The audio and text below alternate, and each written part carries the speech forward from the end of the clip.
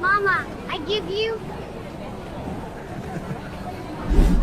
You can send me back, the mail-order bride asked. The cowboy answered, My son already chose you. Dustfield Station, New Mexico Territory. Summer, 1891. The western sun bore down like judgment. Heat shimmered off the dirt tracks and warped the distant horizon. Dust hung in the air, thick and unmoving, painting everything in a permanent shade of rust. Dustfield Station was no place for gentility. Not with its peeling signs, warped floorboards, and the stench of sweat and old whiskey clinging to the walls. Horse hooves clacked against the boards outside. Men cursed loudly in between swigs from bottles. Laughter, mean and sharp, cut through the air like barbed wire. When the train hissed to a stop, its metal wheels grinding against the tracks, only a few passengers disembarked. Most were men, rail workers, traders, a prospector or two. And then, from the very last car, stepped a woman. Rebecca May Hollis. Her dress, once cornflower blue, was dulled by soot and days of travel. The hem was frayed, her gloves smudged, her boots dusty. But she stood straight, her chin held high. One hand clutched a worn valise, the other rested lightly over the letter, folded neatly in the pocket near her heart. She took her first step onto the platform, and the atmosphere shifted. Voices hushed. Eyes turned. A few men near the freight crates looked her over too slowly. One of them laughed, nudging the other with a bottle in hand. "Mail bride," he snorted. "Poor soul doesn't know what she's walkin' into." Rebecca ignored them. But the sting settled beneath her skin. The only other women in sight were leaning against the saloon porch, corsets tight, faces painted, eyes tired. One of them glanced at Rebecca and gave her a long, quiet look, half warning, half pity, before turning away. Rebecca's heart beat harder. Still, her steps did not falter. She searched the faces, looked for someone holding a sign, or tipping a hat, looked for him. But there was no one. Then a voice, deep, low, hesitant, cut through the noise behind her. "Rebecca Hollis." She turned. The man standing a few feet away was tall, sun-browned, with the hard look of someone used to silence. Weston Tate. His shoulders were wide beneath a dusty coat, his hat shadowing his eyes. He looked like the land itself, carved, weathered, and quiet. His gaze held hers a moment too long. "I never sent for a bride," he said. His voice was rough, slow, almost pained. Rebecca blinked once. She did not look away. Her pride held fast, even as her stomach twisted. Slowly, she reached into her pocket and pulled out the letter, the very one that had brought her across the country. She didn't wave it in his face. She simply held it, then said in a voice clear enough for the crowd to hear, "You can send me back." The words landed like a stone dropped in still water. The murmurs began again. Some sneered, some turned away. One man let out a low whistle. But then, another voice. Small, unsteady, pure. "Miss Rebecca?" A boy stepped out from behind a wagon.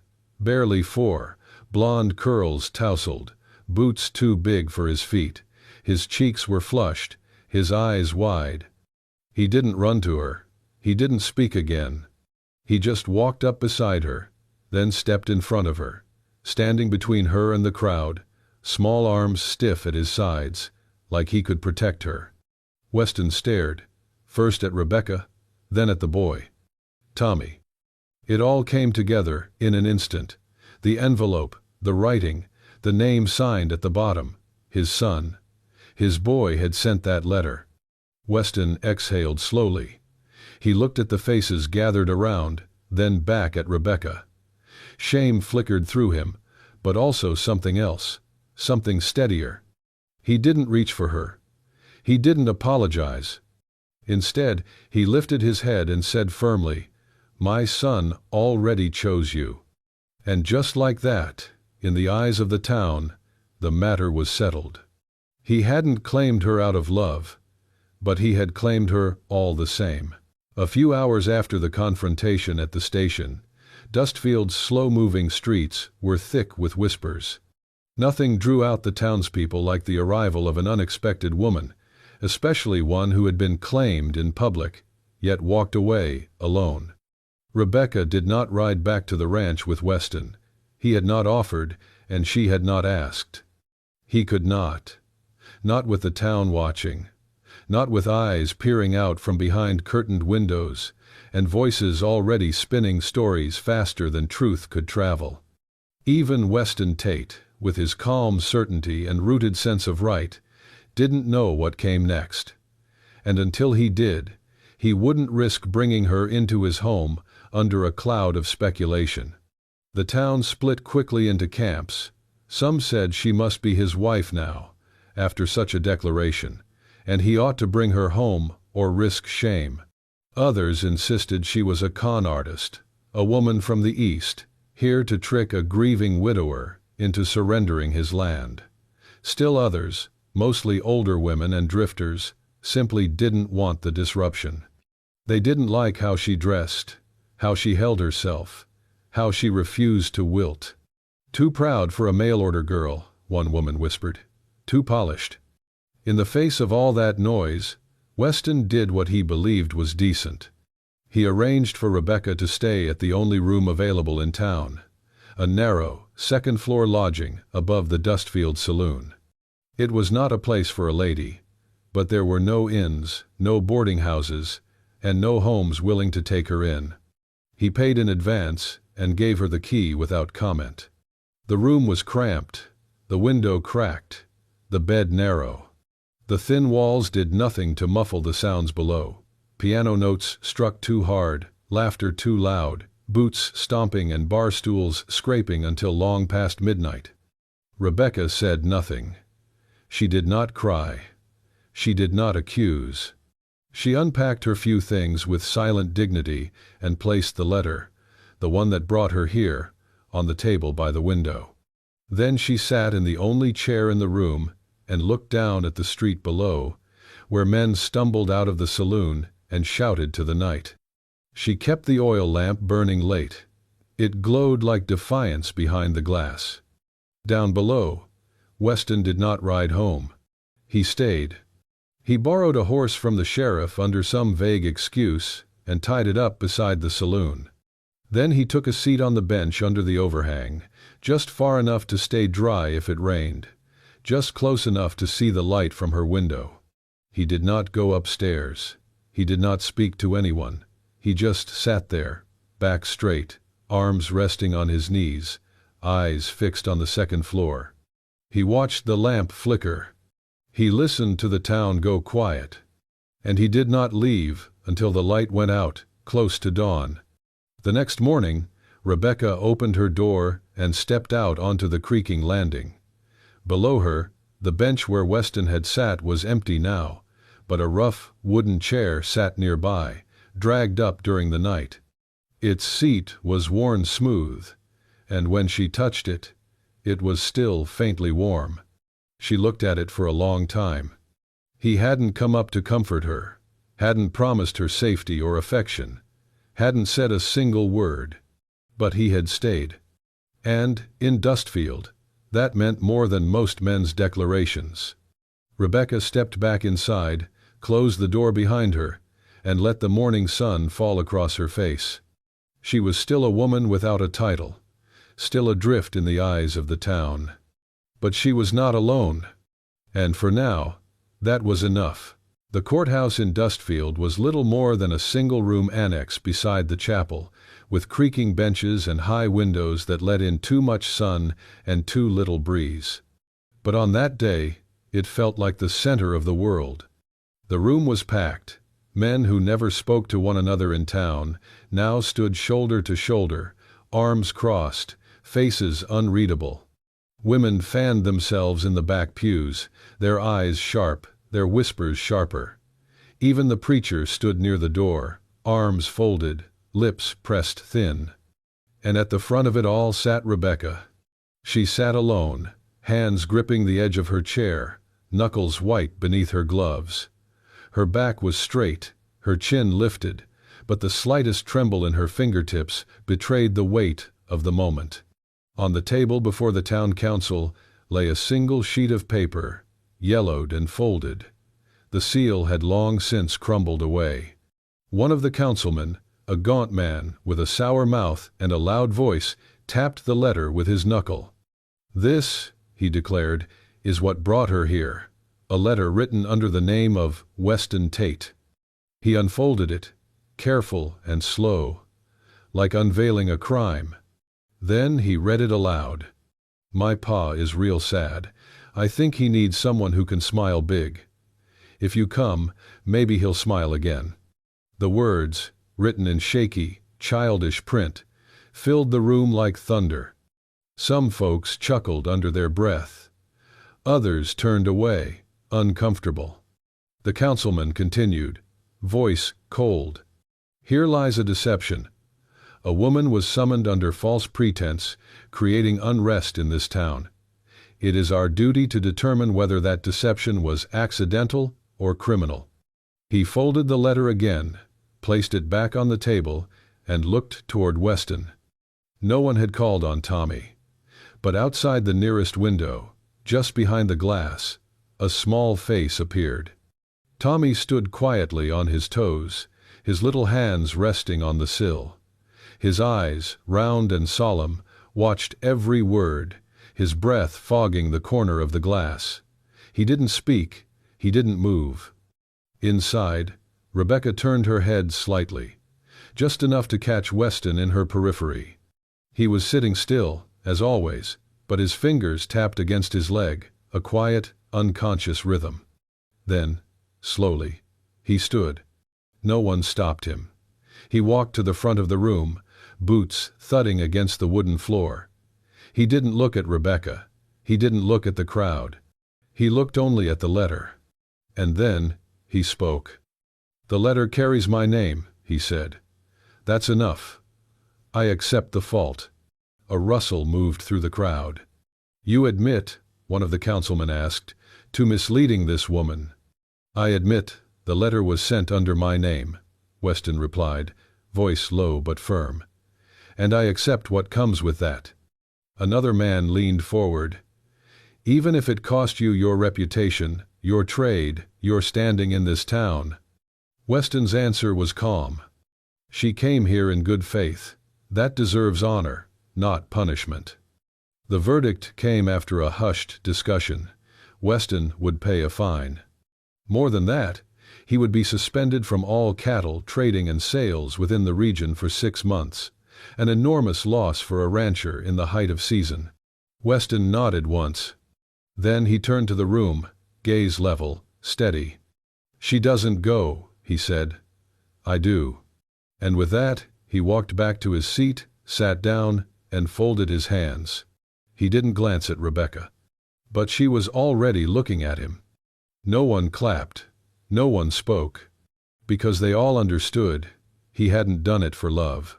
He had done it because it was right. Because she deserved someone to stand, even when the ground shook beneath them. Rebecca did not speak to Weston after the town hearing. Not out of anger toward him, but out of shame toward herself. She had walked into Dustfield on her own 2 feet, carrying her story, her choice, and her name. Yet, when it mattered, someone else had stood for her. Someone had taken the weight, the judgment, the cost, and that left a taste in her mouth she could not swallow. So the next morning, without a word to anyone, she left the saloon room and walked east of town, toward the mining camp. No stagecoaches went that way. No carriages. Only rickety wagons and mule tracks through dry scrub and loose rock. But she walked it all the same. At the edge of the settlement, where shanties leaned against one another like drunkards and children ran barefoot through smoke, she found what she was looking for. A broken barn, 3 walls standing, no roof, and the smell of rust and ash. A woman tending a cook fire nearby gave her a sideways glance. Rebecca stepped forward. "I used to teach in Baltimore," she said, voice calm. "I can teach here too." The woman snorted. "Ain't no school here, lady." "There will be." That was all she said. No one helped. She swept out the old barn with a tree branch. She gathered crates for chairs. She used coal from the fire pits to draw letters on broken slate. For 3 days, the children only watched her. Then, one by one, they started to sit down. By the end of the week, she had a class. No pay, no lunch, no walls against the wind. But she had students, and that was enough. What she did not know, what she could not know, was that Weston Tate had been watching from a distance, and that on the 7th day he walked his black stallion, Shadow, the finest horse he had ever broken, down to the trading post. The buyer was from Arizona, and he paid in full, in cash. Weston refused a commission, refused to name the reason, just said, "Take good care of him," then turned and left. That money found its way into the hands of the church. A sealed envelope, no signature. Inside was enough to fix the roof of the barn, enough for benches, slates, chalk, a real bell. The preacher delivered it to Rebecca 2 days later, saying only, "Seems God's found you a quiet benefactor." She was grateful, but curious. Later that afternoon, while passing the Tate Ranch on her walk back into town, she noticed something. The corral was too quiet. She paused at the fence and looked closer. Shadow was gone. The space he always stood was empty. She stood there for a long while. That evening, she went to Weston's home. He opened the door, calm as ever, his eyes steady, his hands rough from the day's work. She didn't accuse him. She didn't ask why.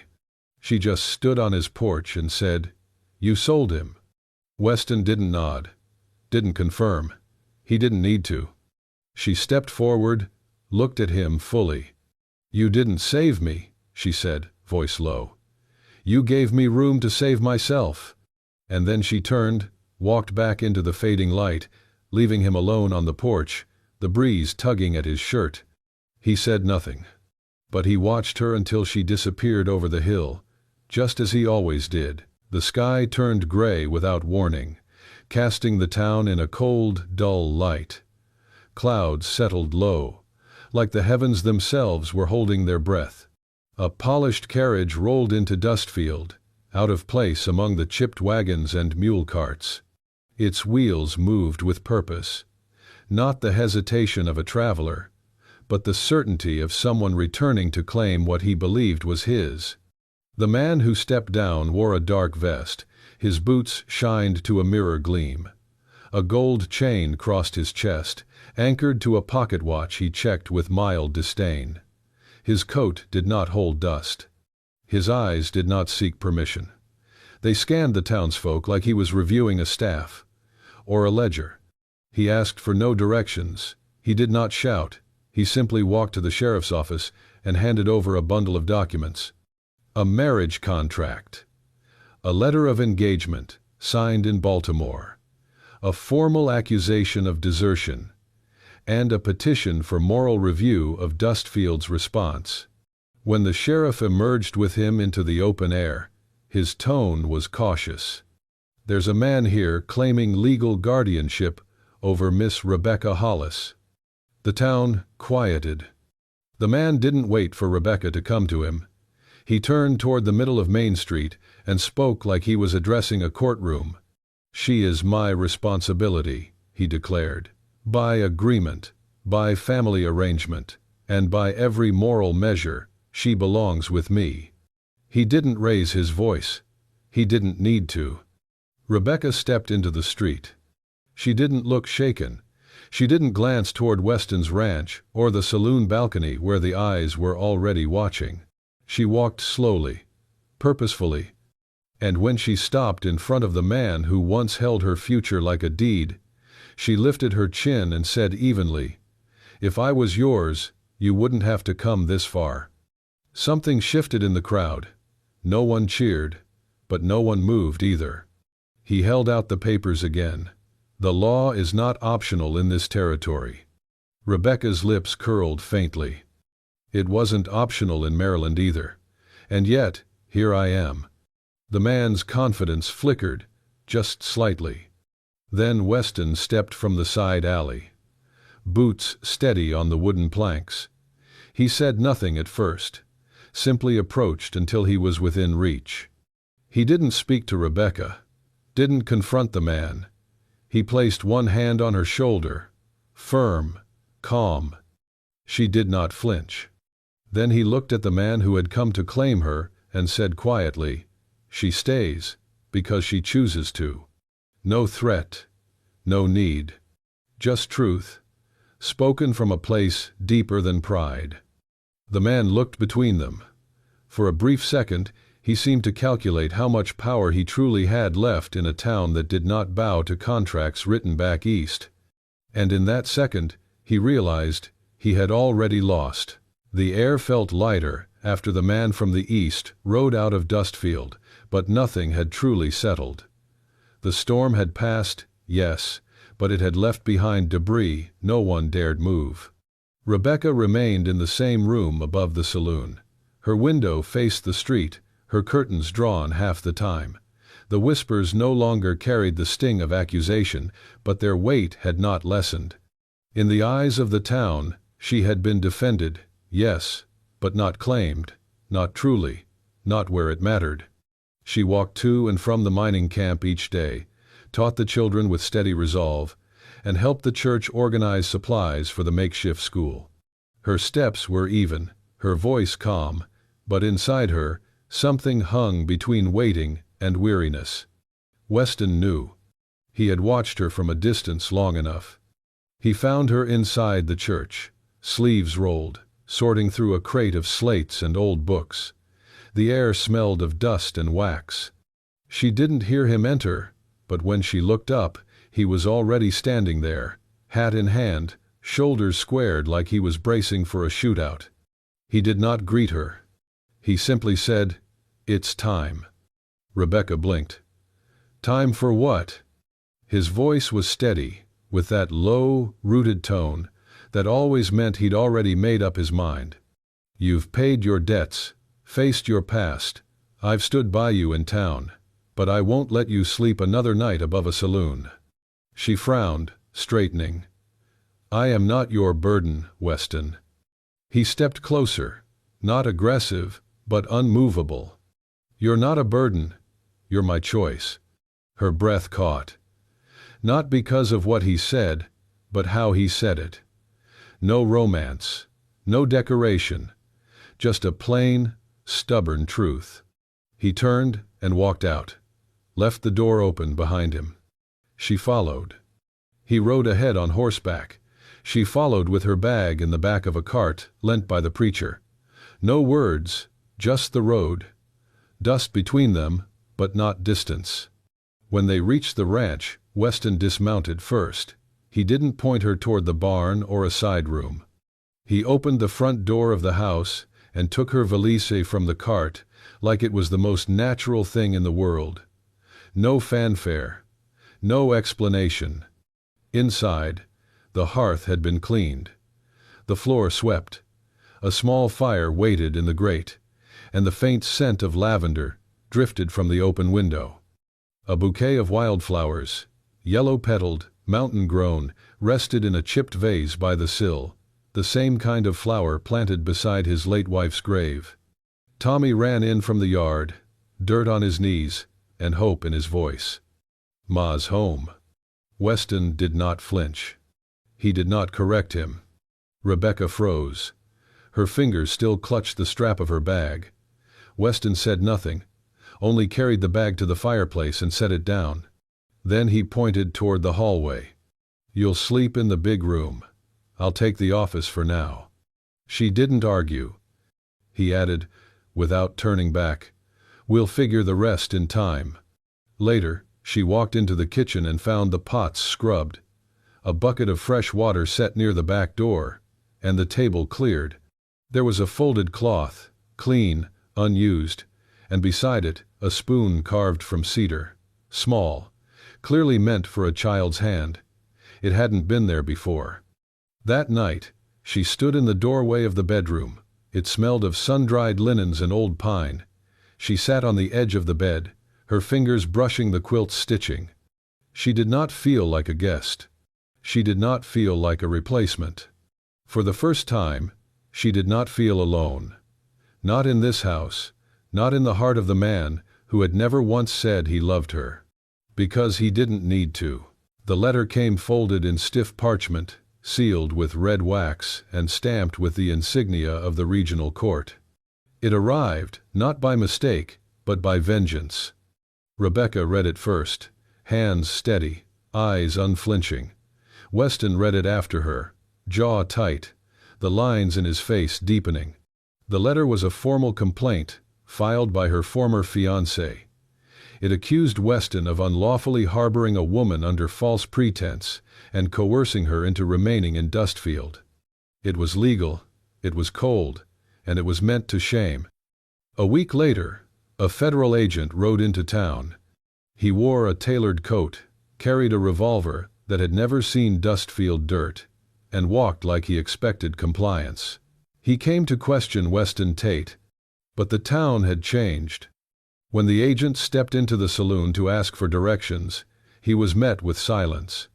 When he reached the church to look for records, he found the pews filled, not with prayers, but with people. Mothers from the mining camp. Fathers who had seen their children read for the first time. The store owner. The old ranch hand. And children, too. Their hands ink-smudged from the letters they'd learned to write. Rebecca stood at the back. She did not speak. She did not need to. The preacher stepped forward, eyes firm, voice calm. That woman has done more for this town than anyone on your payroll. The agent, to his credit, listened. He reviewed the letter. He asked his questions. He walked the grounds of the mining camp school and saw the blackboard, the desks, the children practicing their names. He returned to his quarters and wrote a single-page dismissal. Voluntary relocation, no coercion, stable community contribution. With that, the file was closed. Rebecca was no longer a fugitive of promises never freely made. She was free, in law, and in name. That night, the summer storm rolled in. Wind howled through the canyons, and rain washed the dust from rooftops and fields. A fence post near the barn collapsed under the weight of the wind. After the worst had passed, Weston went out with hammer and wire, working beneath a silver sky still flickering with lightning in the distance. Rebecca followed, holding a lantern. She said nothing, just set it on the fence beside him and watched. Weston glanced up. His hands paused. His eyes met hers. "I never asked properly," he said, "but you're already my wife in everything that matters." Rebecca tilted her head, rain still dripping from the ends of her hair. "Then let's say it out loud," she whispered. "Not for them, for us." A week later, they stood beside the creek behind the ranch.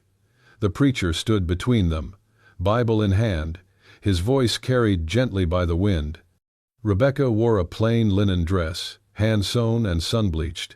Weston wore a clean white shirt, ironed stiff but softened by his calloused touch. Tommy stood nearby, holding a single sprig of lavender, face bright with quiet joy. There were no rings, but there were vows. Words not shouted, not performed, but spoken from the marrow, of gratitude, of promise, of choosing each other not just in love, but in the small, hard work of staying. They did not need a crowd. The creek bore witness. And that was enough.